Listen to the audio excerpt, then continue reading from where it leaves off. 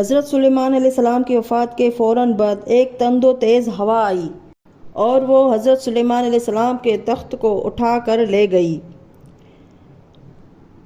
ایک تیز ہوا آئی اور تخت سلیمان علیہ السلام کو اپنے دوش پر اٹھا کر لے گئی۔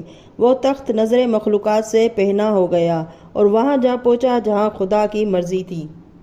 تخت سلیمان کے بارے میں اس سے زیادہ اور کوئی چیز تاحال نظر نہیں آتی۔ کچھ نہیں پتہ چلتا کہ تخت کہاں گیا، کب تک پوشیدہ رہے گا۔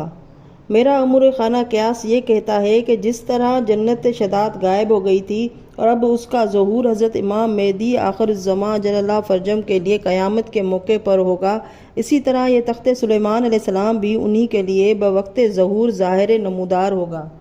حضرت سلیمان علیہ السلام کی وفات کے بعد ان کی سلطنت کا مالک ان کا فرزند رحیم بن سلیمان قرار پایا۔ اس نے 17 سال حکومت کرنے کے بعد انتقال کیا۔ اس کے بعد اس کا فرزند افیہ بن رحیم بادشاہ بنا اور اس نے 63 سال حکومت کی۔ پھر اس کے بعد اس کا فرزند آسان بن افیہ بادشاہ ہوا جو کہ مرد صالح تھا۔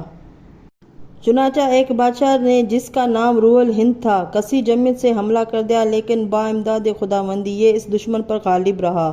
روح الہند کی حالت یہ ہو گئی کہ جب دریا کے راستے بھاگا تو ہوائے تند و موجوں نے اسے ہلاک کر کے اس کے جملہ سامان کو بنی اسرائیل تک پہنچا دیا۔ پھر ایسا ہوتا رہا کہ عراق اور دیگر ممالک کے بادشاہ اور ان لوگوں سے لڑتے رہے، لیکن کامیابی کسی کو نصیب نہیں ہوئی، یہاں تک کہ ان لوگوں میں بت پرستی سرکشی آ گئی۔ نمرود اور خدا سے بے نیازی اور بے خوفی نے ان کے دماغوں پر قبضہ کر لیا، جس کا نتیجہ یہ ہوا کہ بخت نصر ان پر عذاب بن کر چھا گیا اور اس نے وہ کچھ کیا کہ جس کا آوازہ فضائے تاریخ میں قیامت تک گونجے گا۔